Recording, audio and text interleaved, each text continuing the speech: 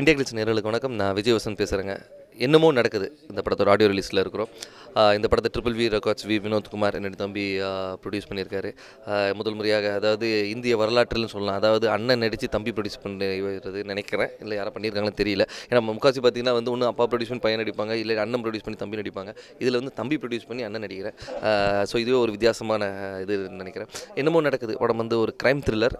இந்த படத்தை ராஜபாண்டி டைரக்ட் பண்ணியிருக்காரு ஃபர்ஸ்ட் டைம். இதுக்கு முன்னாடி மணிரத்னம் சார்ட்ட திருடாத்திரல் ஒர்க் பண்ணிவிட்டு அதுக்கப்புறம் ஆட் ஃபிலிம்ஸு, அதுக்கப்புறம் ஷார்ட் ஃபிலிம்ஸு, சீரியல்ஸ்னு பண்ண போயிட்டார். இப்போ இதான் முதல் தடவை ஃபுல் ஃபீச்சர் ஃபிலிம் பண்ணுறாரு. இந்த படத்தில் பார்த்தீங்கன்னா கேமராமேன் வெங்கடேஷ் சார் பண்ணியிருக்காரு. இந்த படத்தோட ப்ளஸ்ன்னா இது க்ரைம் த்ரில்லர்னாலே கொஞ்சம் ஃபாஸ்ட்டாக போயிட்டுருக்கும். அது போக சப்போர்ட்டிங் ஆர்டிஸ்ட் தேவைப்பட்டுச்சு அந்த ட்விஸ்டர்ஸ் எல்லாத்துக்குமே. ஸோ பார்த்தீங்கன்னா முக்கியமான இதில் பிரபு சார், ரஹ்மான் சார், தம்பி ரமேஷ் சார், அதுக்கப்புறம் அம்மா கேரக்டரில் சரண்யா மேடம், சுகன்யா, அப்புறம் கும்கி, அஸ்வின். ஸோ இவ எல்லாமே கலந்துருக்காங்க, அழகு பெருமாள் சார். ஸோ இந்த மாதிரி எல்லாருமே இருக்கிறாங்க. ஸோ இந்த சப்போர்ட்டிங் ஆர்டிஸ்ட் இருக்கிறனால உங்களுக்கு படத்தோட வெயிட்டேஜ்னு சொல்ல போனால் அதுவே ஒரு இன்க்ரீஸ் ஆன மாதிரி இருக்கும். ஏன்னா நமக்கு ஒரு பயமும் இருந்துச்சு நடிக்கும்போது, ஐயோ இவங்களாம் எப்படி பண்ண போகிறோன்னு சொல்லி. அது போக நமக்கு ஒரு லேர்னிங் ப்ராசஸாக இருந்துச்சு. இன்றைய நாயகன் சொல்லியாகணும், பிரேம்ஜி அமரன் பற்றி சொல்லியாகணும். எங்களுடைய நிறைய நண்பன் அண்ணன் சொல்லுவேன். அவர் மியூசிக் பண்ணியிருக்காரு. ரொம்ப அருமையாக பாடல்கள்லாம் பண்ணியிருக்காரு. அவர் ஏற்கனவே நிறைய பாடல்கள் பண்ணியிருக்காரு, படங்கள் பண்ணியிருக்காரு. பட் ரொம்ப லாங் கேப்க்கு அப்புறம் நடிப்பில் ரொம்ப பிஸியானனால பாட்டில் கான்சன்ட்ரேட் பண்ண முடியல. இப்போ இந்த படத்தில் பண்ணியிருக்காரு. இனிமேல் மியூசிக்கில் பிஸியாகிடுவார்னு நினைக்கிறேன். ஸோ எல்லோரும் பாட்டை கேட்டு என்ஜாய் பண்ணுங்கள். படம் கூடிய சீக்கிரம் தேட்டரில் வரும். தேட்டரில் போய் பாருங்கள். தேங்க்யூ. ரொம்ப அற்புதமாக இசையமைச்ச இசை இளவல் பிரேம்ஜி அவர்களுக்கு நன்றி. என்ன சொல்கிறது, ரொம்ப ஜாலியாக பண்ண ஒரு படம். Friends, Vinothkumar close friend, Vijay ரொம்ப ரொம்ப க்ளோஸு. ஆனால் இப்போ வினோத் ரொம்ப ரொம்ப க்ளோஸு. ஏன்னா விஜய் கல்யாணம் ஆகிடுச்சு. முன்னாடிலேருந்தே பேசிக்கிட்டோம். சென்னை 28 ஒன்றா நடிக்கும் போதே எனக்கு மியூசிக் தான் இன்ட்ரெஸ்ட்ங்கிறது எல்லாருக்கும் தெரியும். அப்போவே சொன்னேன், இந்த மாதிரி நீங்கள்லாம் ஜெய், சிவா, விஜய், நிதின், சத்யா, அஜய் மாஸ்டர் எல்லாரும் கும்பலாக, அரவிந்த் ஆகாஷ், நீங்களாம் சோலோ ஹீரோவாக ஆனீங்கன்னா தயவுசெய்து அந்த படத்துக்கு எனக்கு மியூசிக் சான்ஸ் கொடுங்க. நான் அப்போவே கேட்டேன். நான் அப்போவே பிட்டு போட்டு வச்சுட்டேன் ஆல்ரெடி. அதை இது வரைக்கும் 2 பேர் நிறைவேற்றிருக்காங்க. ஜெய் ஃபஸ்ட்டு எனக்கு அதே நேரம் அதே டைம்னு ஒரு படம் மியூசிக் சான்ஸ் வாங்கி கொடுத்தான். பட் அந்த படம் பெருசாக போகல, வந்ததும் தெரியாது போனதும் தெரியாது.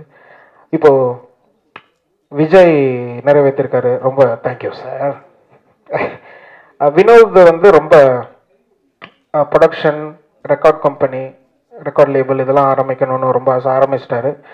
விழியும் செவ்வியும் அப்படின்னு ஒரு ஆல்பம் கூட ப்ரொடியூஸ் பண்ணார்.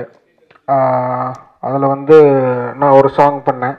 இப்போ பார்ட் 2 பண்ணிகிட்ருக்காரு. அதில் ஒரு 3 சாங் பண்ணியிருக்கேன். அப்போது நான் சொன்னேன், சார் நீங்கள் படம் எடுக்கும்போது, ஏன்னா பிட்டு போடுறது தான் எப்போவுமே, மியூசிக் யாரும் சான்ஸ் தர மாட்டேங்கிறாங்க, அதனால் முன்னாடி பிட்டு போட்டு வச்சுருது. நீங்கள் படம் பண்ணிங்கன்னா மியூசிக் சான்ஸ் கொடுங்க, அந்த மாதிரி போட்டு வச்சு இப்போ நிறைவேற்றிருக்காரு வினோத். ரொம்ப தேங்க்ஸ் சார். அவர் டைரக்டர் பாவமாக உட்காந்துருக்காரு. அவர் அதான் அங்கே அந்த ரிலீஸ் ஆடியோ ரிலீஸில் சொன்ன மாதிரி ஃபஸ்ட் டைம் அப்போ தான் மீட் பண்ணுறேன். டைரக்டரை மீட் பண்ணி, நீங்கள் தான் வினோத் படம் டைரக்ட் பண்ணுறீங்களா? ஆமாம் சார், நான் தான் உங்கள் படத்துக்கு மியூசிக் டைரக்டர். அப்படி ஸ்ட்ரைட்டாக அப்போவே கமிட் ஆகிட்டேன் நான். ஏன்னா டெமோ சிடி கொடுத்து இந்த சாங்ஸ்லாம் கேளுங்க, நானும் ஒன்று வேறு மாதிரிலாம் பண்ணுவேன் அப்படிலாம் சொல்லி நிறைய ட்ரை பண்ணி யாரும் சான்ஸ் தரல. அதனால் இப்போல்லாம் அப்படி இல்லை, ஸ்ட்ரைட் கமிட்மெண்ட் தான்.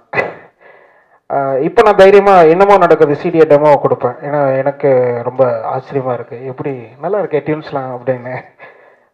எனக்கு ரொம்ப சந்தோஷமான விஷயம் என்னென்னா, போட்ட ஃபஸ்ட்டு டியூன்ஸே ஓகே. ஆஃபீஸில் கம்போஸ் பண்ணோம் 2 சாங், அப்புறம் ஸ்டுடியோவில் கம்போஸ் பண்ணோம். போடுற ஃபஸ்ட்டு டியூனே டைரக்டர் ஓகே, ரொம்ப கிளியராக தெளிவாக இருந்தார். ஓகே இது நல்லாயிருக்கு, இது பண்ணிக்கலாம் ஆடியன்ஸ் ஸ்ட்ரைட்டாக அப்படியே ரெக்கார்டிங் ஆரம்பிச்சிருவோம். So I'm very happy about it. நான் ட்ரெய்லர் மியூசிக் இப்போது ஜஸ்ட் அபவுட் 3 days பண்ணேன். ரொம்ப பயங்கரமாக இருந்தது. விஷுவல்லாம் சூப்பராக இருந்தது. டைரக்டர் என்ன சொன்னாரோ அதை விட சூப்பராக ஒரு விஷுவலைஸ் பண்ணியிருக்காரு. கேமராமேன் சார் எல்லாமே சூப்பராக இருந்தது. I'm really waiting to compose the re-recording for this film. It will be something entertaining for me and ஒரு சேலஞ்சாக பிச்சு உதறிடுவேன் கன்ஃபார்மாக ஆண்ட ஆசிரியத்தில் பயங்கரமாக. ஆனால் யாருக்கும் தெரியாது நான் எங்கேருந்து சுட்டேங்கிறது, யாருக்கும் தெரியாது. ஆனால் இப்போ வேணால் சொல்லிடலாம், அது ஒன்றும் இல்லை, எங்கள் பெரியப்பா கிட்டேருந்து தான். நான் ஒரு சாங் கம்போசிங் உட்காடுறேன் அப்படின்னா டேரக்டர் இந்த மாதிரி ஹீரோ ஹீரோயின் மீட் பண்ணுறாங்க, அங்கே ஒரு ஃபைட்டில் ஒரு சாங் அந்த மாதிரி சொன்னார். அப்போ எனக்கு ஏதாவது சாங் ரெஃபரன்ஸ் ஏதாவது ஐடியா எப்படி அப்படின்னு கேட்கும்போது ஏதாவது சாங் சொல்லுவார். அப்போ கூட நான் வந்து என்ன கேட்குறதுனா வந்து எங்கள் பெரியப்பாவோட சாங் ஏதாவது சொல்லுங்கள் அப்படின்னு சொல்லிட்டு எங்கள் பெரியப்பா சாங்லேருந்து அவர் என்ன ராகத்தில், என்ன ராகம்லாம் தெரியாது, மியூசிக்கே நான் அவ்வளோவா படிக்கலை. அது யுவன் சங்கர் ராஜா கிட்ட ஒர்க் பண்ணி தான் எனக்கு இப்படி பண்ணலாம் அப்படிங்கிறது எனக்கு தெரிஞ்சுது. ஸோ நான் பெரியப்பா சாங்லேருந்து தான் நைஸாக அப்படியே எடுப்பேன். அந்த டியூனு, அந்த சரணம், அந்த பிஜிஎம்ஸ் அதுலேருந்து தான் வந்து, ஏன்னா அது வந்து ஒரு கடல், எல்லா வெரைட்டிலையும் எல்லாமே இருக்குது, எல்லா ராகத்துலேயும் இருக்குது. ஸோ வந்து அங்கேருந்து ஜாலியாக அப்படி சுட்டு நான் புதுசாக அப்படி மாற்றி கொடுக்குறேன். அதே தான் இப்போ என்னமோ நடக்குது. இதில் ஒரு சாங் இருக்குது, 1980s போகும் படம் வந்து, ஃப்ளாஷ்பேக்கில் 1980s போகும்போது பிரபு சாருக்கு ஒரு சாங் இருக்குது. ஸோ நான் வந்து அந்த அந்த டேரக்டர் என்ன சொன்னார், எனக்கு அந்த ஸ்டைலில் உங்கள் பெரியப்பா பேட்டர்னில் வேணும் அப்படின்னு ஒரு சொன்னார். ஸோ வந்து அந்த ஒரு சாங் மட்டும் நான் எல்லாமே லைவ் எடுத்தேன், கீபோர்ட்ஸு எலக்ட்ரானிக் இன்ஸ்ட்ருமெண்ட்ஸ் எதுவும் இல்லாமல் அந்த ஒரு சாங் வந்து full and full live instruments. அந்த டைமில் பெரியப்பா எப்படி பண்ணாரோ அதே ஸ்டைலில் என்னென்ன இன்ஸ்ட்ருமெண்ட்ஸ் அப்போது லைவ் யூஸ் பண்ணாரோ அதை போட்டு மனோங்கல் தான் பாட வச்சுருக்கேன். ஏன்னா பிரபு சாருக்கு மனோங்கல் நிறைய பாட்டு பாடி பெரிய லெவலாக இருக்குது. ஸோ மனோங்கல் பாடி எல்லாரும் ஈஸ்வரி மேடமும் அதில் பாட வச்சேன். கொஞ்சம் ஓல்ட் ஸ்கூல் சவுண்ட்ஸ், ஓல்ட் ஸ்டைலில் இருக்கணும்னு அதை பண்ணேன். ஸோ ஆமாம், கன்ஃபார்மாக பிட்டு அடிச்சிருக்கேன், பிட்டு அடிப்பேன். பெரியப்பா கிட்டேருந்து மட்டும்தான். அவர் மற்றவங்க மியூசிக் கேட்க மாட்டார் எப்போவுமே, பெரியப்பா கன்ஃபார்மாக எதுவும் கேட்க மாட்டார். ஸோ அவருக்கு தெரியாது. ஆனால் அவர் ஒருவேளை கேட்குற சான்ஸ் இல்லை, கேட்டிருந்தாலும் அவருக்கு தெரியும். ஏன்னா அங்கே அவங்க வீட்லேயே நடக்கும். கார்த்தி வந்து ஒரு வாட்டி முன்னாடி, பல வருஷங்கள் முன்னாடி நான் அங்கே தான் இருப்பேன் எப்போவுமே யுவனோட. அப்போது கார்த்தி வந்து புதுசாக ஒரு சாங் போட்டிருக்கேன் கேளுப்பா அப்படி சொல்லிட்டு கார்த்திக் ராஜா வந்து போட்டு காமிச்சார்.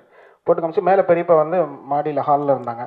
அது சவுண்டாக வச்சு போட்டு காமிச்சோடனே, பெரியபாய் இது ஏன் பாட்டாச்சே அப்படின்னு பெரியப்பா கீழே வந்து என்ன பாட்டு இப்போ திரும்ப போட்டு அப்படின்னு போட்டு அந்த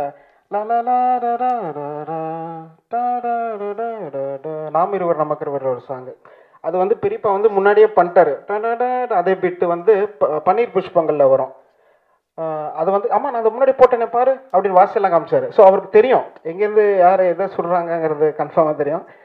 அநேகமாக இது கேட்க மாட்டார், ஒருவேளை கேட்டால் அவருக்கு தெரியும் இதுலேருந்து தான் அவன் சுட்டிருக்கான் அப்படிங்கிறது. எல்லாம் அவர் சாங்ஸ் தான். வழக்கம் போல் இதுலேயும் ஒரு அப்பா கேரக்டர், மஹிமாவோட ஹீரோயினோட ஃபாதர் கேரக்டர். அந்த கேரக்டரில் நான் நடிச்சங்கிறத தாண்டி ராஜபாண்டியோட என்னுடைய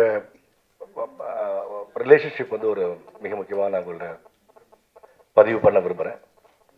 91 ராஜபாண்டி இன்ஸ்டியூட் முடிக்கிறப்ப என்னோட 1 இயர் ஜூனியர் நான், ராஜபாண்டி, ஒளிப்பதிவாளர் சக்தி சரவணன், நாங்கள்லாம் வந்து அந்த சவுத் வெஸ்ட் பவுர் ரோட்டில் ஒரு மாட்டுத் தொழுவத்துக்கு மேலே ஒரு சின்ன குடிசையில் வாடகைக்கு இருந்தோம் நாங்கள்லாம். அப்படி தான் எங்கள் வாழ்க்கை ஆரம்பிச்சது. என்னுடைய குருநாதர் மணிரத்னம் அவர்கள்ட்ட உதவி இயக்குனர் வேலைக்காக நான் சிபாரிசு செய்த ஒரே இயக்குனர் திருடா திருடா படத்துக்காக. அந்த படத்தை முடிச்சுட்டு அப்புறம் அவர் வந்து நிறைய விளம்பர படங்கள், தொலைக்காட்சி தொடர்கள்ல ரொம்ப பரபரப்பாக இயங்கிட்டு இருந்தார். ஒரு பெரிய காத்திருப்புக்கு பிறகு இன்னைக்கு இயக்குனராக இருக்காரு. என்னுடைய சொந்த தம்பி ஒரு ஃபிலிம் மேக்கரான எனக்கு எவ்வளோ மகிழ்ச்சி இருக்குமோ அந்த மகிழ்ச்சி இன்னைக்கு. ட்ரிவாண்டத்தில் ஃபிலிம் ஃபெஸ்டிவல் முடிச்சுட்டு அறக்க பறக்க ட்ரெயின்லாம் பிடிச்சி ஓடி வந்து இன்னைக்கு காலையில் ஒரு 6 மணிக்கு ரீச் ஆக வேண்டிய ட்ரெயின் தான் 9 மணிக்கு தான் ரீச் ஆச்சுது. நான் நார்மலாக பெரிய சொல்கிறதுக்குள்ள நான் நிறைய விழாக்களை தவிர்த்துருவேன். ராஜபாண்டி ஃபங்க்ஷனுக்கு வந்தே ஆகணுங்கிற ஒரே முடிவுக்காக ஓடி வந்தேன். ராஜபாண்டி இந்த நிலைமையில பார்க்குறதுக்கு ரொம்ப மகிழ்ச்சியாக இருக்குது. அண்ட் மிக முக்கியமாக அடுத்தால வந்து விஜய், வசந்த் அண்ட் வினோத், ஒரு மிகப்பெரிய ஸ்தாபனத்தோட வாரிசுகள். அவங்க பதவி வரும்போதும் பணமும் வரும்போதும் பணிவு வர வேண்டும் தோழா அப்படின்னு புரட்சி தலைவர் சொல்லியிருப்பாங்க. அதில் 2 பசங்க ரொம்ப பணிவான பசங்க, ரொம்ப பிடிச்சிருந்தது. மொத்தத்தில் we had a very great time working with. இல்லை, ராஜபாண்டி எனக்கும் என்ன அந்த உறவு ஃபஸ்ட்டு சொல்லிடுறேன். சொல்லுங்க. நாங்கள் வந்து எல்லாம் ஒன்றா இன்ஸ்டியூட்டில் எல்லாம் ஒன்றா இருந்துட்டு இருக்கிறப்ப அவன் ராஜபாண்டியோட டிப்ளமோ படத்துக்கு நான் கேமராமேன். அதுக்கப்புறம் நான் அப்படி வெளியே வந்து சரண் ஃபிலிம்ஸு எல்லாமே அப்படி வெளியே பண்ணிவிட்டு இந்த படம் ஆரம்பிக்கிறப்ப எனக்கு இன்ஃபார்ம் பண்ணேன் அப்படி. பட் அந்த டைமில் நான் தெலுங்கில் அங்கே பொம்ருல் பாஸ்கர் படம் போயிட்டுருக்கேன் எனக்கு. அப்போ எனக்காக ஒரு 1 மந்த் தள்ளி வச்சு ஷூட்டிங்கே கொஞ்சம் லேட்டாக ஆரம்பித்தாங்க. இப்போ நான் அந்த டைமில் வந்து நான் வந்து இல்லை, என்னால் எல்லாமே என்னால் கமிட்டடாக ஒர்க் பண்ண முடியாது. அதனால் நம்ம எங்கள் செட்டில் சக்தி சரவணன், விஜய் மில்டன் எல்லாத்தையுமே நான் இது பண்ணேன், ரெஃபரன்ஸ் பண்ணி அவங்கள யாராவது உள்ளே கொண்டு வரலாம். ஏன்னா இந்த படம் வந்து எந்த வகையிலையும் அவனுக்கு ஒரு ரொம்ப சப்போர்ட்டிவாக இருக்கணும், ராஜமண்டிக்கு சப்போர்ட்டிங்காக இருக்கணுங்கிறதுக்காக நான் ரொம்ப மெனக்கெட்டேன்னு வச்சுக்கலாம். அங்கே முடிச்சுட்டு தெலுங்கு படம் அங்கே முடிச்சா நெக்ஸ்ட் டே இங்கே ஷூட்டிங். அதனால் என்ன மார்னிங் ஃபுல் நைட் அங்கே முடிச்சுட்டு மார்னிங் இங்கே வந்து இமிடியேட்டாக இங்கே ஸ்டார்ட் பண்ணோம். பட் அது இல்லாமல் என்னன்னா இந்த விஷயம் இந்த படத்துக்காக ராஜமண்டி ஒர்க் பண்ணுறது வந்து நான் ஒரு டெய்லி எவ்ரிடே நான் அவனை நிறையா திட்டியிருக்கேன். என்னென்னா கான்ட்ரிபியூஷன் அதிகமாக இருக்கணுங்கிறதுக்காக. சாரி பாண்டியா, என்னென்னா படத்துக்காக தான் எல்லாமே. அப்புறம் இந்த கம்பெனியை பொறுத்த வரைக்கும் எங்களுக்கு எந்த ரெஸ்ட்ரிக்ஷன் இல்லாமல் இருந்துச்சு. ஆஸ் அ சினிமாட்டோகிராஃபர் ஆகட்டும், ஆஸ் அ டைரக்டர் ஆகட்டும், எந்த ரெஸ்ட்ரிக்ஷனும் இல்லாமல் ரொம்ப நல்லா இருந்துச்சு. அது இல்லாமல் சாங்ஸு பிரேம்ஜி ரொம்ப எதிர்பார்க்காம நல்ல சாங்ஸும் வந்துச்சு எங்களுக்கு. அப்புறம் அது இல்லாமல் எங்களுக்கு கிடைச்ச கோரியோகிராஃபர்ஸும் எல்லா சாங்ஸும் ராஜு சுந்தரமும் நோபலும் பண்ணாங்க. அந்த சாங்ஸும் ரொம்ப நல்லா வந்திருக்கு. இன்னும் இது பார்த்த 2 சாங் இல்லாமல் இன்னும் 2 சாங் இருக்குது. அந்த 2 சாங் ரொம்ப நல்லா வந்திருக்கு. ஹீரோ ஆகணுன்றது வந்து ஒரு எண்ணம் இல்லை. ஏன்னா வந்து நான் நடிப்பை வந்து சும்மா ஜாலியாக ஆரம்பிச்சேன். எப்படின்னா பிரேம் பழக்கம் தான். பிரேம் யுவன் எல்லாம் பழக்கத்தில் இருக்கும்போது வெங்கட் பிரபுன்னு யுவன்கிட்ட கதை சொல்ல வரும்போது என்னை பார்த்து சரி நீங்களும் ஜாலியாக பண்ணுங்களேன் அப்படின்னு சொன்னது தான். ஆக்சுவலி வந்து அவங்க ரெக்கமெண்ட் பண்ணது வினோத்தை தான் ரெக்கமெண்ட் பண்ணாங்க. வினோத் தான் அப்போ ஸ்டேஜில் முடியெல்லாம் வச்சுக்கிட்டு ஸோ அப்படின்ட்டு யுவன் அவர் தான் சொன்னார். சரி ஆடிஷன் தான் போனோம். ஆனால் இன்னைக்கு அந்த கேரக்டர் சென்னை 28ல அழுக்கா ஒரு பையன் மெக்கானிக் மாதிரி வேணும்னு நம்மளை செலக்ட் பண்ணிட்டாங்க. ஸோ அதனால் வந்து அப்படி தான் சினிமா ஆரம்பிச்சது. இந்த பையன் தான் மெக்கானிக் கரெக்டாக இருப்பான்னு சொல்லி எடுத்தாங்க. ஸோ அதுக்கப்புறம் வந்து வெங்கட் பிரபு அண்ணன் படத்தில் கண்டிப்பாக பண்ணியே ஆகணும்னு சொல்லி வந்து நான் ஏதாவது ஒரு ரோல் பண்ணேன். சரோஜாவில் வருவோம். ஆனால் என்ன ஒரு சிக்னிஃபிகண்டாக வந்து சென்னை 28, சரோஜா, மங்காத்தா எல்லாத்துலேயும் பார்த்தீங்கன்னா வந்து நமக்கு ஒரு ட்ரேட்மார்க் மாதிரி அந்த கொடி. இப்போ எல்லாருமே வந்து அது ஒரு ட்ரேட்மார்க் மாதிரி இருந்துச்சு. விஜய்னா இவனா அப்படி அந்த மாதிரி ஆயிடுச்சு அது. ஆனால் அப்படிப்பட்ட பையன் இல்லைங்க, ரொம்ப நல்ல பையன். அதுக்கப்புறம் அந்த மதில்மேல் புனை தான் ஃபஸ்ட்டு லீடில் பண்ணது. அப்போது எனக்கு வந்து ஆக்சுவலி ஆக்ஷன்னாலே பயம். ஏன்னா இது பேசிக்காகவே வந்து கோவம் சண்டைனால ரொம்ப பயம். ஸோ ஆக்ஷன் வேண்டான்னு சொல்லிட்டு இருக்கும்போது அவர் எக்ஸ்பிளைன் பண்ணி அந்த மதுமேல் புனை பண்ணதுக்கப்புறம் ஃபஸ்ட்டு எனக்கு ராஜபண்டி சார் கதை சொன்னார். ஒரு 2 வருஷத்துக்கு முன்னாடி கதை சொன்னார். கதை சொல்லி டிசைன்ஸ்லாம் போட்டு கடைசியில் ஒரே சீக்வன்ஸ் சொன்னார். அதில் பயந்து போய் இல்லை சார் வேணாம் சார் ஆக்ஷன்லாம் வேணான்னு சொல்லிட்டு வேணான்னு விட்டுட்டோம். அதுக்கப்புறம் திருப்பி ரீவொர்க் பண்ணிட்டு அதெல்லாம் இதில் கரெக்டாக பண்ணால் இருக்கும், இது கதை கரெக்டாக இருக்கும் அப்படி சொல்லி ஜஸ்டிஃபை பண்ணி பண்ண ஆரம்பிச்சு தான் இந்த எண்ணமும் நடக்குது. அதான் சார். அது வந்து ஹீரோவை நான் ஆகணும்னு இல்லை, தானே அமைஞ்சிருச்சு. ஏன்னா சென்னை 28 வந்துச்சு. அப்புறம் தோழன்னு ஒரு படம், அப்புறம் நாடோடிகள் ஒரு நல்ல கேரக்டர் ரோல் கிடச்சிது. நண்பனில் ஒரு சின்ன ரோலாக இருந்தும் ஒரு நல்ல ரோல் இருந்துச்சு. ஸோ மங்காத்தாலாம் வந்து அஜித் சாரே வந்து என்னை பண்ண வேணாம்னு சொன்னார் அந்த ரோல். உடனே வந்து இல்லை வெங்கட் பிரபு அந்த படத்தை நான் பண்ணியே தீருவேன் ஏதாவது ஒன்று சொல்லி பண்ணோம். ஸோ அந்த மாதிரி பண்ணிட்டு இருக்கோம். ஹீரோயினாக பண்ணியிருக்கேன். கேரக்டர் வந்து ஒரு நர்ஸ் கேரக்டர், ரொம்ப மெச்சோர்டான ஒரு கேரக்டர். டிஃப்ரென்ஸ் என்னன்னா நான் ஃபர்ஸ்ட் பண்ண ஃபிலிம் சாட்டையில் வந்து கொஞ்சம் இம்மெச்சோர்டாக ஒரு ஸ்கூல் ஸ்டூடெண்ட் மாதிரி ஒரு கேரக்டர் பண்ணியிருந்தேன். ஸோ ஆமாம், நேச்சுரலாக ஸ்கூல் ஸ்டூடெண்ட் கேரக்டர் பண்ணியிருந்தேன். ஸோ என்ன ஆச்சுன்னா என்னை வந்து எல்லாருமே அந்த ஒரு ஜெனரில் தான் சேர்த்தாங்க. லைக் சின்ன பொண்ணு ஹீரோயின் கேரக்டருக்கு சூட்டபுளாக இருக்காது அப்படின்னு எல்லாரும் நினச்சிட்டு இருந்தாங்க. ஈவன் மூவி பார்த்து வெளியில் வந்தவங்களுக்கும் புரியல, என்னை பார்த்து நேரில் பார்த்து ஸோ நீங்களா அது அப்படின்னு புரியல. ஸோ எனக்கு வந்து எப்படி இருந்துச்சுன்னா நெக்ஸ்ட் ஒரு படம் பண்ணுறப்போ அதுலேருந்து கொஞ்சம் டிஃப்ரெண்ட்டாக இருக்கணும், கொஞ்சம் மெச்சோர்டான ஒரு கேரக்டர் வேணும்னு இருந்துச்சு. ஸோ இந்த படத்துக்கு கமிட் ஆகிறப்போ ஸோ எனக்கு அதான் பிடிச்சிருந்தது. டிஃப்ரெண்ட்டாக இருக்குது, ஒரு நர்ஸ்னால் கொஞ்சம் மெச்சோர்டாக டிஃப்ரெண்ட்டாக இருக்குது. ஸோ எனக்கு கொஞ்சம் சேலஞ்சிங்காக தோணுச்சு, வேறு மாதிரி ஒரு கேரக்டர் சாட்டை படத்தில் இருந்து. அப்படி தான் கமிட் ஆனேன். அண்ட் டைரக்டர் வந்து என்ன சொல்கிறது, ரொம்ப ஃப்ரெண்ட்லியாக இருப்பார். ஏன் சிரிக்கிறீங்க? ரொம்ப ஃப்ரெண்ட்லியாக இருப்பார்.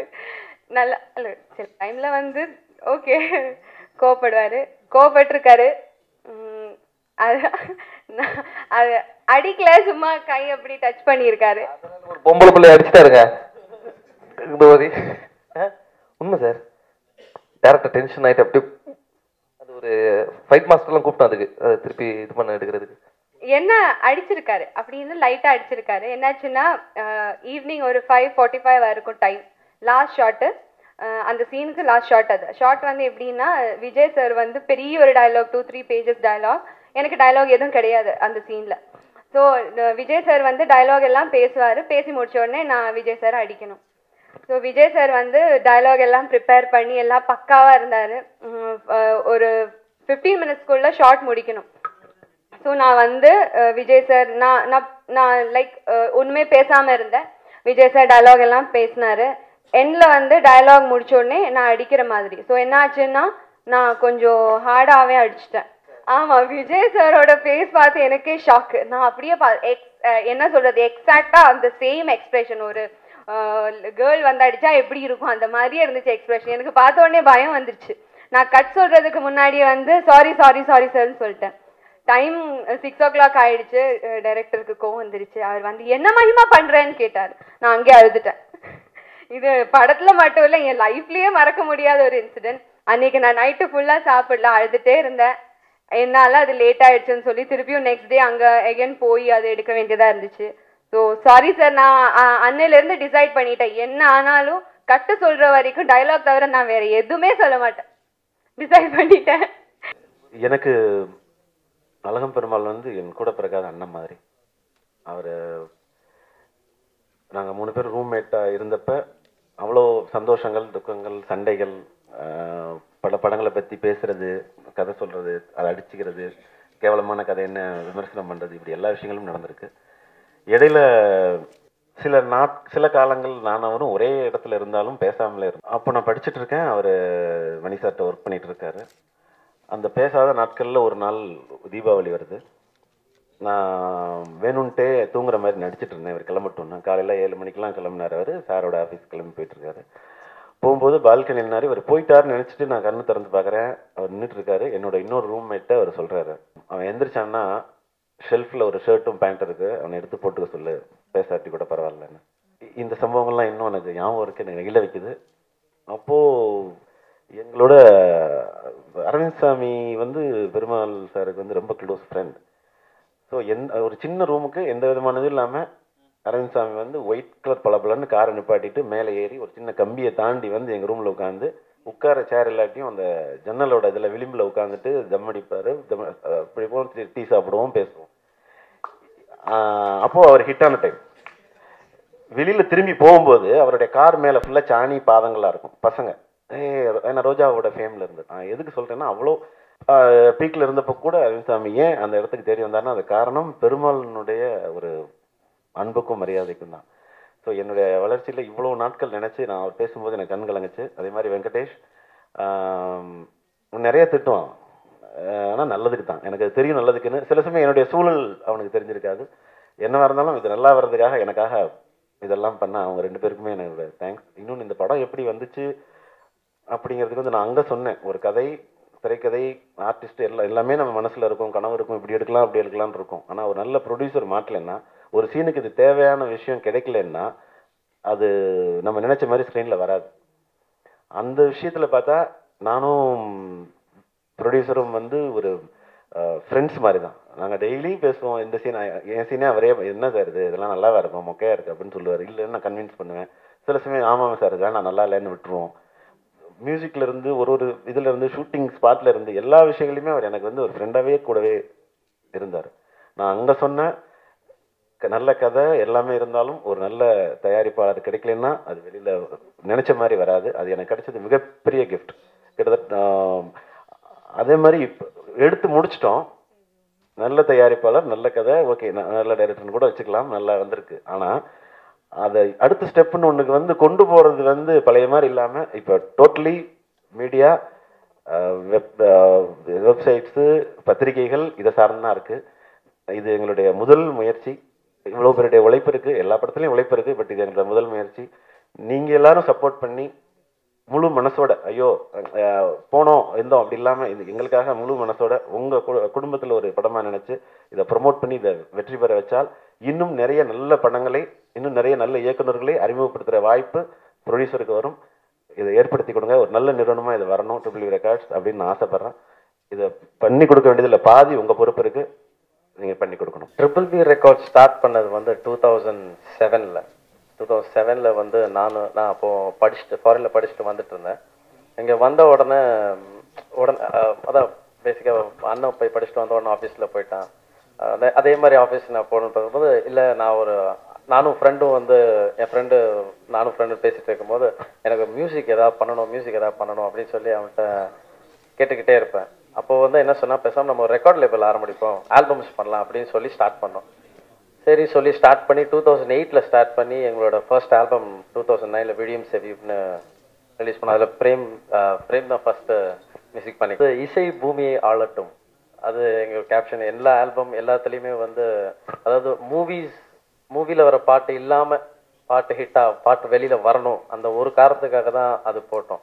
ஏன்னா இசை பூமி அப்படின்னா மொழி கூட போகாத இடத்துல இசை போயிடும். ஸோ அந்த தீமை வச்சு தான் அது ஸ்டார்ட் பண்ணோம். அது அப்படியே கொஞ்சம் கொஞ்சமாக பண்ணும்போது ப்ரொடக்ஷன் சரி, அந்த ஆல்பம் இங்கே மார்க்கெட் கொஞ்சம் ஸ்லோவாக ஆகும் அப்படின்னு சொன்ன உடனே ப்ரொடக்ஷனுக்கு வரும்போது டிஸ்கஸ் பண்ணும்போது சாரோட கதை வந்து 2009 கேட்டேன் நான். அப்போ 9 கேட்கும் போது சார் வேறு கமிட்மெண்ட்ஸில் இருந்தார். அப்போது நானும் ஸ்டார்ட் பண்ணுற இதில் இல்லை. அப்புறம் 2012 கரெக்டாக வந்து 12 கரெக்டாக ரஜினி சார் பர்த்டே அன்னைக்கு பூஜை போட்டோம்.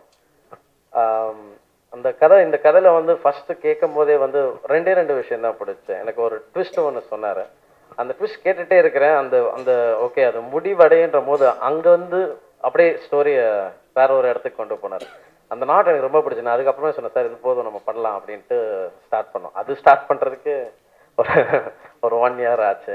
அதுக்கப்புறம் அந்த ப்ரொடக்ஷனில் வந்த உடனே எனக்கு வந்து அவ்வளோ ப்ரொடக்ஷனில் எக்ஸ்பீரியன்ஸ் இல்லை. ஃபர்ஸ்ட் படம் ஒர்க் பண்ணும்போது ஃபுல்லாக சார் தான் கூட இருந்தார். என் கூட ஃபர்ஸ்ட் படம் நான் பண்ணும்போது சார் தான் எக்ஸிக்யூட்டிவாக இருந்தார். ஸோ அதுலேயே வந்து கற்றுக்கிட்டோம், நிறைய கற்றுக்கிட்டோம், எது பண்ணக்கூடாது எது பண்ணணும் அப்படின்ட்டு.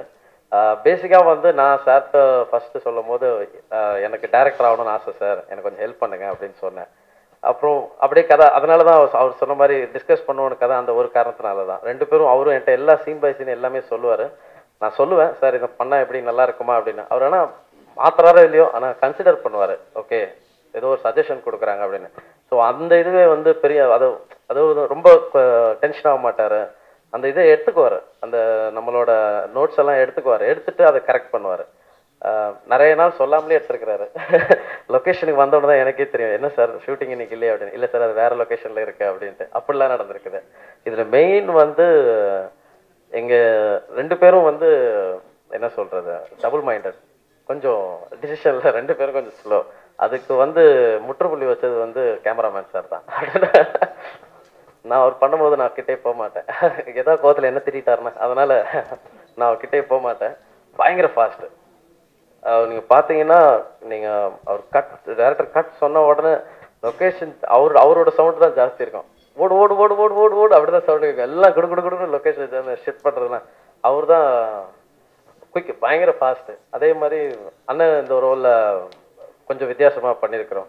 ஃபஸ்ட்டு நாங்கள் அண்ணன் இந்த படம் ரெடி பண்ண உடனே அண்ணனை வச்சு பண்ணுறோன்ன உடனே ஃபஸ்ட்டு அவனுக்கு சேஞ்ச் பண்ணுற லுக்கு தான் அப்படின்னு சொல்லி அவன் முடியை பாலாக்கி விட்டோம். அதுக்கப்புறமா ஹீரோயின் ஒரு 5-6 ஹீரோயின் செலக்ட் பண்ணோம். அவங்க யாரும் சரிப்பட்டு வரலன்னு மஹிமாவோட இன்டர்வியூ ஒன்று பார்த்தோம். இந்த பொண்ணு தமிழ் நல்லா பேசுதே அப்படின்னு சொல்லி ஃபஸ்ட்டு சார் சொன்னா, சார் இந்த பொண்ணு தமிழ் நல்லா பேசுது நீங்கள் பாருங்கள் அப்படின்னாரு. பார்த்தோம், சார் உங்களுக்கு பிடிச்சிருக்கா, இந்த கேரக்டருக்கு செட் ஆகுமா அப்படின்னா. செட் பண்ண அதெல்லாம் வச்சிடலாம் சார், ஒன்றும் பிரச்சனை இல்லை அப்படின்னாரு. அப்புறமா ஆடிஷன் வந்தேன். ஃபஸ்ட்டு வந்த உடனே மஹிமா ரொம்ப பிடிச்சி போச்சு. ப்ளஸ் அவங்க ஃபேமிலி ஐயோ பயங்கர ஜாலியாக. அவன் அம்மா எங்கே அண்ணன் இவன் மஹிமாவோட அண்ணன் எல்லாமே பயங்கர ஜாலி. செட்டே கலகலன்னு இருக்கும் எப்போதுமே. அதுக்கப்புறமா பிரேம் சார் எப்போ போல் மை சினிமா துறையில் என்னோட வெரி க்ளோஸ் ஃப்ரெண்ட். ஃபஸ்ட்லேருந்து 2006 இவங்க சேர்ந்தாங்க. 2007 நான் அவர் கூட சேர்ந்தேன். ஃபஸ்ட்டு டைம் மீட் பண்ணும் போதுலேருந்து இப்போ வரைக்கும் அதே மாதிரி தான் இருப்பார். எதுவுமே வந்து செகண்ட் தாட்ஸ், அவர்கிட்ட வந்து செகண்ட் தாட்ஸே கிடையாது. போகிறோன்னா போகிறோம், இல்லைன்னா இல்லை.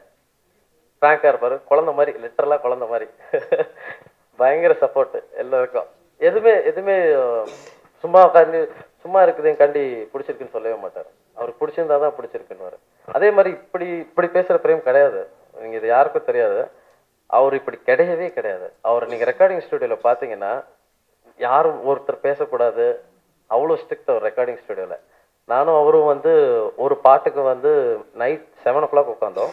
ஒரு சாங் அப்போ தான் சிச்சுவேஷன் சொல்கிறேன்னா, அந்த சாங் 7 o'clock வந்து மார்னிங் 4 o'clock அந்த சாங் ஃபுல்லாக முடிச்சுட்டு 4:30 வரைக்கும் அந்த ரெக்கார்டிங் முடிச்சு ஃபுல்லாக அவுட் எடுத்து கொடுத்து தான் போனார். நோ ரெஸ்ட் எதுவுமே கிடையாது. ஸோ வந்து பயங்கர டெடிக்கேட்டட். நீங்கள் அவர் ப்ளஸ் அவருக்கு முன்னாடி தூங்கினாலோ யாரோ உட்கார்ந்ததெல்லாம் பிடிக்காது. அவர் நின்றுட்டு இருந்தாருன்னா அவர் எப்பவுமே சொல்லார், உட்காராங்க சார் வயசாயிருச்சா அவங்களுக்கு அப்படின்னுவாரு. பயங்கர ஜாலி டைப்பு. அதே மாதிரி அழகப்பெருமாள் சார் வந்து நான் ஃபர்ஸ்ட் செட்டில் தான் மீட் பண்ணேன். செட்டில் மீட் பண்ணும்போது பிஸியாக ஹெட்ஃபோன்ஸ் போட்டு உட்காந்து பாட்டு கேட்டுட்டு இருந்தார். அப்போதான் வந்து சார்கிட்ட சொன்னேன், சார் அவர் வெளியிலேயே உட்காந்துருக்காரு அப்படின்னு. அவர் தான் சொன்னேன், கேரவன்லாம் போக மாட்டார் அவர் அப்படின்னு. அவர் வெளியே உட்காந்து ஜாலியாக உட்காந்து அவர் பாட்டில் உட்காந்துட்டு இருந்தாரு. அப்போ தான் அவர் மீட் பண்ணேன். பயங்கர ஃப்ரெண்ட்லி டைப். ஃபர்ஸ்ட் அப்படியே உடனே ஃப்ரெண்ட்ஷிப், அப்படியே ஜாலியாக பேச ஆரம்பிச்சிட்டாரு. அடுத்து என்ன, அப்புறம் இவங்க 2 பேரும் டிஸ்கஸ் பண்ணிட்டு இருப்பாங்க. ரொம்ப நல்லா இருந்துச்சு, ஃபன்னாக இருந்துச்சு. அப்புறம் பிரபு சார் ரஹ்மான் சார் வாஸ் என்ன சொல்றது, 2 பில்லர் மாதிரி, ரொம்ப சூப்பர். பிரபு சார் அவரும் செட்டில் பயங்கர ஜாலிங்க. ஐயோ அவர் அடிக்கிற ஜோக்ஸ். பிரபு சாருக்காக வேணும்ட்டே இன்னொரு தடவை டப்பிங் வைக்கிறேன்னா அவர் வீட்டில இருந்து அவ்வளோ ஒரு அருமையான சாப்பாடு ஒன்று கொண்டு வருவாரு. வேணும்ட்டே சார் ஒரு டைலாக் தப்பா இருக்குன்னு அவர் திரும்ப கூப்பிட போறோம். ஒரு நாள் திரும்பி கூப்பிட்டு வச்சோம். அவர் சாப்பாடு தரேன், அடுத்த நாள் நான் வரேன்ப்பா, நல்லா வீட்டில் செம்ம சாப்பாடு இருக்கும், வா. சரி சார் நீங்கள் செட்டுக்கு எடுத்துருங்க சொல்லிட்டு இன்னொரு நாள் ஷூட்டிங் எடுத்தேன்.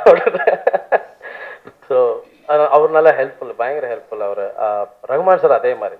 ரகுமான் சார் வாஸ் லிட்டரலி அவரு, ஆனால் நிறைய வேலை வாங்கணும் அவரை, பயங்கரமாக வேலை வாங்கணும் அவரை. அதே மாதிரி சரண்யா மேடம் ஃபர்ஸ்ட் டைம் சொல்லும் போது எக்ஸைட் ஆகிட்டாங்க. இந்த மாதிரி மெட்ராஸ் பாஷையில் பேசணும் ஃபர்ஸ்ட் டைம் அவங்க மெட்ராஸ் பாஷையில் பேசுகிறாங்க. அதுக்கப்புறம் பாட்டு பாடினோடனே அவங்க எக்ஸைட் ஆகிட்டாங்க. நான் பாடுறேன்னொடனே அப்புறம் பிரேம்க்கு சொல்லி, பிரேம் செகண்ட் 2 மைண்டில் இருந்தார். அதான் ஃபர்ஸ்ட் டைம் அவர் பார்க்குறேன், சார் அவங்க பாடிடுவாங்களா அப்படின்ட்டு. அப்புறம் பாடினாங்க, நல்லா வந்துச்சு அதுவும். அப்புறம் டான்ஸ் ஆடணும் அப்படின்னோடனே அதுக்கு டான்ஸும் மேடம் பெர்ஃபார்ம் பண்ணாங்க. அது பார்த்துருப்பீங்க எல்லாரும். மற்றபடி சுகன்யா மேடம் ஒரு மெயின் ரோல் பண்ணியிருக்கிறாங்க இதில். அப்புறம் அழகப்பெருமாள் சார், அப்புறம் தம்பிராமையா சார் இதில் ஒரு வித்தியாசமான ரோல் பண்ணியிருக்கிறாரு. அப்புறம் கும்கி அஸ்வின், எல்லாம் நல்லா பண்ணியிருக்கிறாங்க. இது நல்லா வரும்ன்ட்டு எதிர்பார்க்குறோம். அதே மாதிரி சார் சொன்ன மாதிரி இப்போது எல்லாமே success is measured by media, அந்த மாதிரி ஆகிப்போச்சு. அந்த மாதிரி தான் இருக்கணும் ஆக்சுவலாக. மீடியா தான் இப்போதைக்கு எல்லாமே. ஸோ வந்து உங்களோட ஹெல்ப் இல்லாமல் நாங்கள் வந்து எவ்வளோ தான் புஷ் பண்ணாலும், ப்ரெஸ்ஸோட ஹெல்ப் இல்லாமல் எங்களால் வந்து இந்த சினிமாக்குள்ளே வந்து நிலைச்சி நிற்கிறதுக்கு வாய்ப்பே கிடையாது. கண்டிப்பாக சார், கண்டிப்பாக. எல்லாமே நான் பண்ண 2 படமுமே புது இயக்குனர் தான். சார் தான் எக்ஸ்பீரியன்ஸ்டு புது இயக்குனர். அதுக்கப்புறமா என்னோட ஃபர்ஸ்ட் படமும் புது இயக்குனர் தான், ராமு. அதுக்கப்புறமா இப்போ புது இயக்குனர்கள் பற்றி எதுவுமே இப்போ எல்லாமே புது இயக்குனர். இன்னைக்கு ஸ்டேஜில் வந்து ஆனர் பண்ணதுக்கு காரணமே, நியூ டைரக்டர்ஸ் ஆனர் பண்ண காரணமே வந்து, ஏன்னா வந்து நானும் டைரக்ட் பண்ணணும்னு ஆசையில் இருக்கும்போது சார் சொன்ன டைரக்ஷன் வந்து சொல்லும் போது தான் தெரியும் அவ்வளோ கஷ்டம் இருக்குன்ட்டு. ப்ளஸ் புது டைரக்டர்ஸ்க்கு எவ்வளோ கஷ்டம் வரும் அப்படின்னு சொல்லி பார்க்கும்போது இந்த படம் பார்த்துட்டு நாங்கள் சொன்னோம், சார் இந்த மாதிரி புதுசாக எதாவது பண்ணலாமா அப்படின்னு சொன்னதுக்கு சரி பண்ணலாம் அப்படின்னு உடனே சுரேஷ் சந்திரா சார் டீம் சொன்னோம், சார் இந்த மாதிரி பண்ணலாம் அப்படின்னோடனே அவங்களும் ஓகேன்னாங்க. ஸோ அது ஒரு முக்கியமானது. ட்ரிபிள் ரெக்கார்ட்ஸ் நாங்கள் பிளான் பண்ணபடி இது ஒரு ஃபர்ஸ்ட் ஸ்டெப்பு தான் புது டைரக்டர்ஸ்ன்றது. ஏன்னா இது 100th இயர் ஆஃப் சினிமானால அதுக்குள்ளே வர புது டைரக்டர்ஸ், புது ப்ரொடியூசர்ஸ் அவங்களுக்கு ஆனரிங் பண்ணணும் தான் நாங்கள் இதை பண்ணோமே. ஸோ நெக்ஸ்ட் இயர், அதுக்கு அடுத்த இயர்லேருந்து இது நடந்துக்கிட்டே இருக்கும். ட்ரிபிள் ரெக்கார்ட்ஸ்லேருந்து ஏதாவது புதுசாக வந்துக்கிட்டே இருக்கும். நாங்கள் அது மட்டும் இல்லாமல் நிறைய ஃபெஸ்டிவல்ஸ் அரேஞ்ச் பண்ணுறதுக்கு, இன்டர்நேஷ்னல் ஃபிலிம் ஃபெஸ்டிவல், அந்த மாதிரி full fledge movies and music, மெயினாக மியூசிக்கில் கான்சென்ட்ரேட் பண்ணுவோம். ஸோ அதை வச்சு தான் இந்த ட்ரிபிள் ரெக்கார்ட்ஸ் கொஞ்சம் கொஞ்சமாக முன்னாடி போயிட்டுருக்கு. சென்னை மட்டும் இல்லாமல் சென்னை, அப்புறம் மதுரை, கோயம்புத்தூர், திருநெல்வேலி எல்லா இடத்துலையும் ஒரு வீக் பிளான் பண்ணுறோம். என்டையர் வீக், அந்த வீக் ஃபுல்லாகவே வந்து மூவிஸ், இன்டர்நேஷ்னல் மூவிஸ் போடுற மாதிரி இருக்கும்.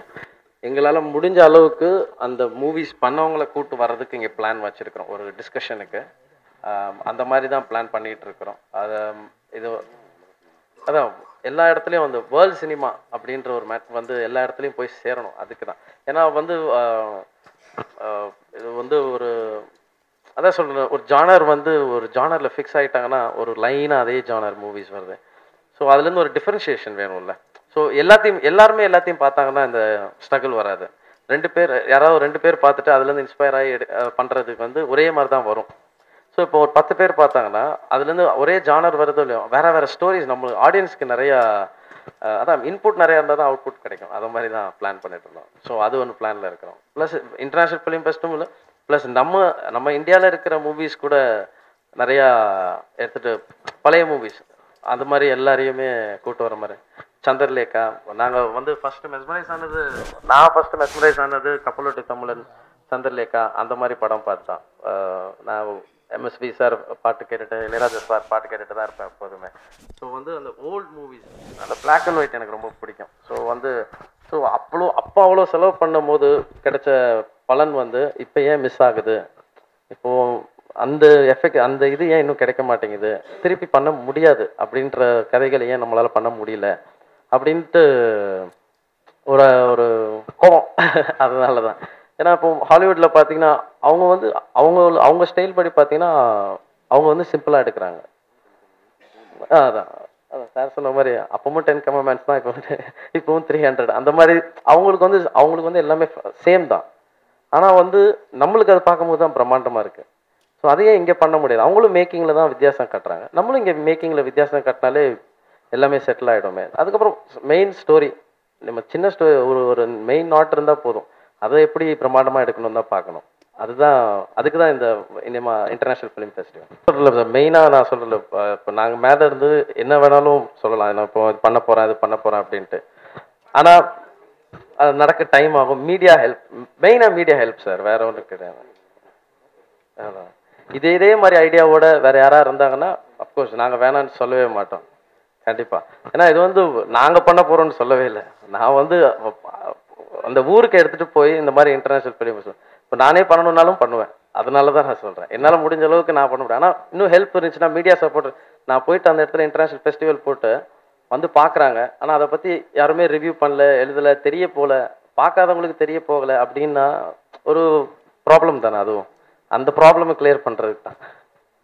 Okay, thank you sir.